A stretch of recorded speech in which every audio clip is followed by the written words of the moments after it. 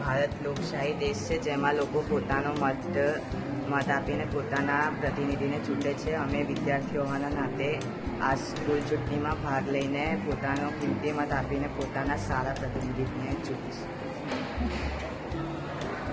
18 વર્ષની નીચે હોવાથી અમે અમારો મત તો આપી શકતા નથી, પણ શાળા કક્ષાએ વિદ્યાર્થી સંઘની ચૂંટણીમાં મેં મારો મત આપ્યો છે, જેથી અમારો સારો હેડબોય અને હેડગર્લ ચૂંટાઈ જે અમને અમારી શાળાનું અને અમારું પ્રતિનિધિત્વ